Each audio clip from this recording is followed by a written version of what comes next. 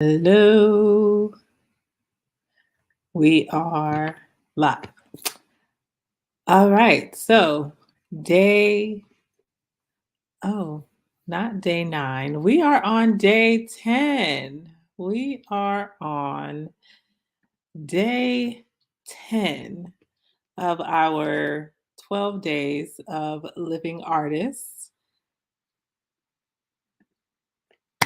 So let's get right into it. Our artist for today is a visual artist, British Jamaican visual artist. She is very dope, y'all. When I say y'all want to check her out, you need to check her out. She's been doing some amazing things.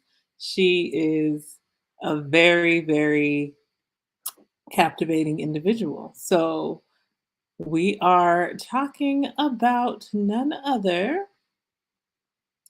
Let me get my screen share ready for Facebook and the rest of the people. Share screen.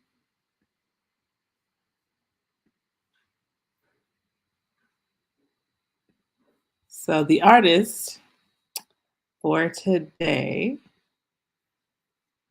there we go.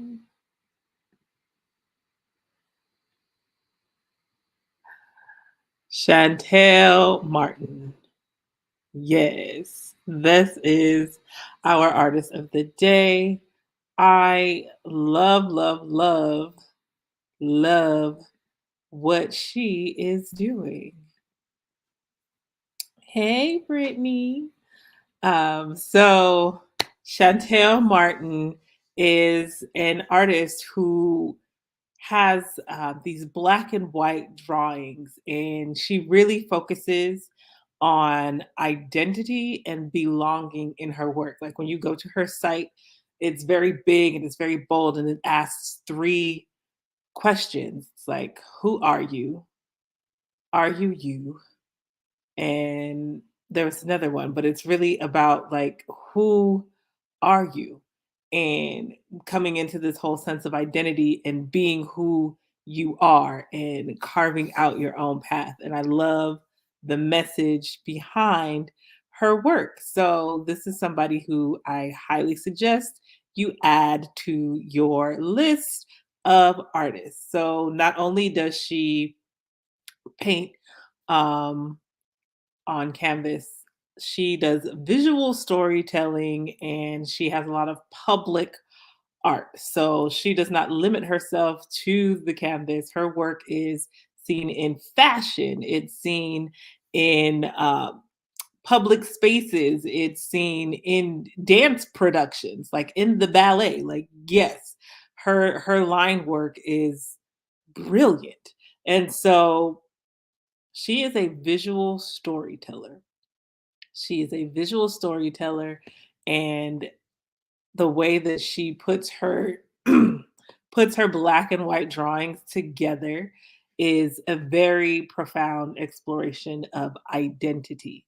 So I love how it really comes to that sense of identity and belonging, which is one of those things that I am an advocate for as far as our students, for them to really understand who they are, know who they are, and be able to continue to do work that builds them in this whole sense of belonging and being comfortable in their skin and just embracing themselves. The way her work shares this message is it's beautiful. So she's definitely an artist to add to your list of people to introduce your students to because of the way that she has this message. So her drawings are literally in the streets, they are in public spaces. You can see her work and really get to enjoy the line work that is there. And I love like the continuous line that happens within her work.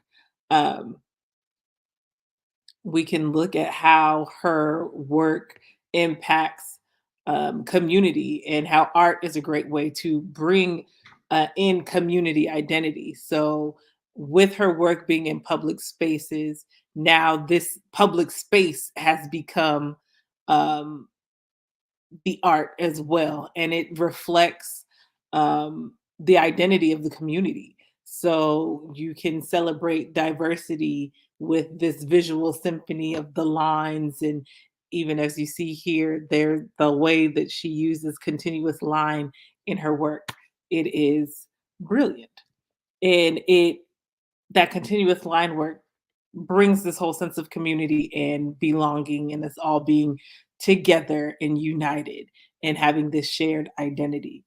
Um, so, how do we bring this into our classrooms? What can we do as educators to use her work and bring it all together? So, in the classroom, having public art is like a great way to be able to do this. So we can do things as a class in the room or right outside of the room. We're creating an environment that is encompassing of the students who we have and what's important to them.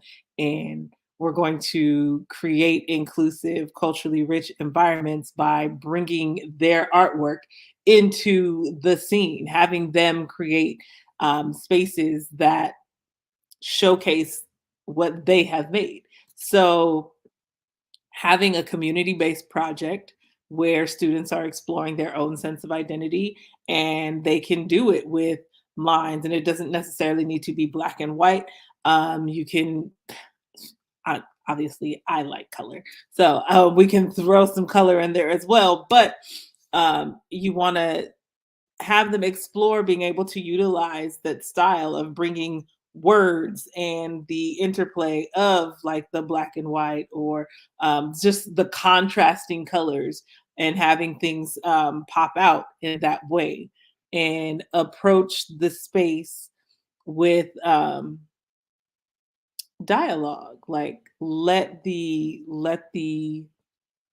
work that they're creating encompass the identity that they want to have and showcase, and let them come up with these symbols or the different things that are going to represent them, and have them put it together.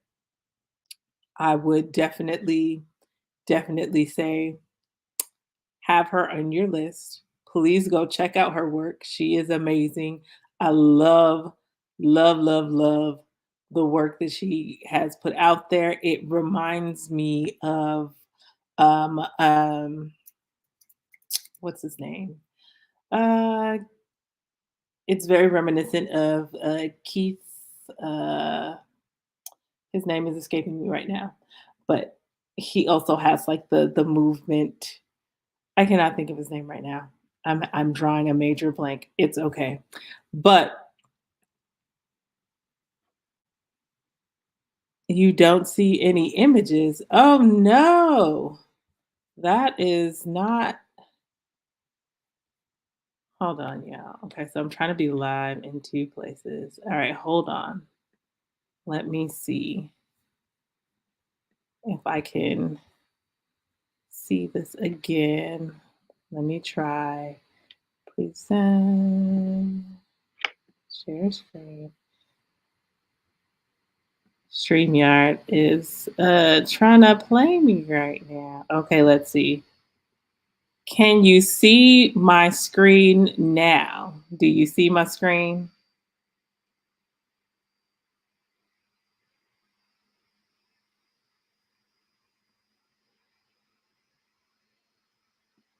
Let me know if you can see my screen.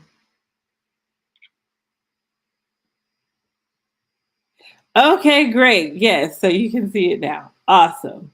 So, yes, her work is in public spaces, and it's just the way she brings line together. It is beautiful. Like here, her work is it's a part of the ballet. So the dancers, it looks like they're wearing her work, and it's the backdrop of the production. So these are the type of things that um, allow for, the art to be more than just um, something in the background, but it's a part of life. Like she's mixing fashion and objects, like everything, furniture, all of it. It's all her work is able to be utilized in all these different spaces. And this also gives students the opportunity to be able to see the other ways and think outside the box. So now they're not limiting themselves to just a canvas or their sketchbook. Like you can see her work is in all these different public spaces, like the glass wall on on the museum. Like her work is everywhere. And it's a beautiful, beautiful thing to be able to have your work be a part of all these different spaces and to be able to incorporate it into fashion. Now people are wearing your work. So um, exposing them to this type of artist allows them to be able to see and utilize their creativity in a different way.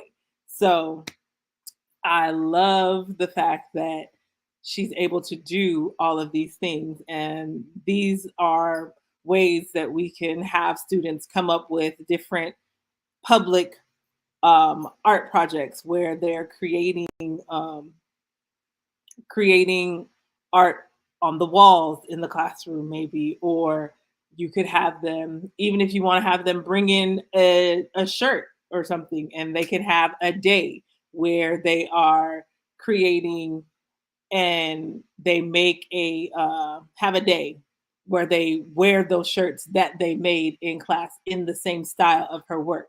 But I definitely love the fact that her work really does focus on identity and who you are. Let me see if I can go back to those questions.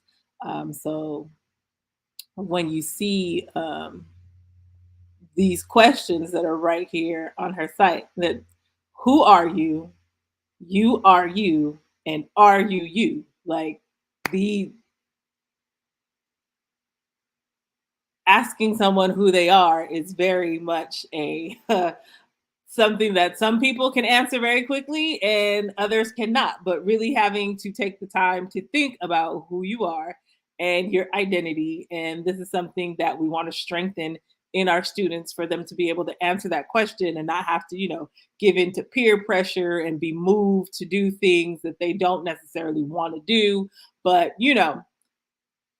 they're moving with the crowd, and we don't need them moving with the crowd. We need them to be able to think and do things for themselves. So as educators, I believe it is our duty to help them fortify themselves and who they are. So this artist right here is an amazing example of being able to forge your own path and be comfortable in who you are.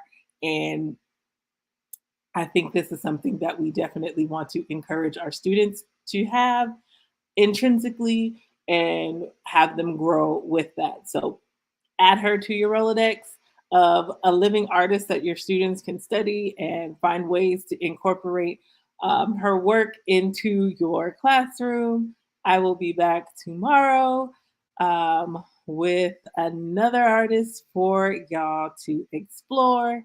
And we are coming to the end of our 12 days of living artists for your students to study.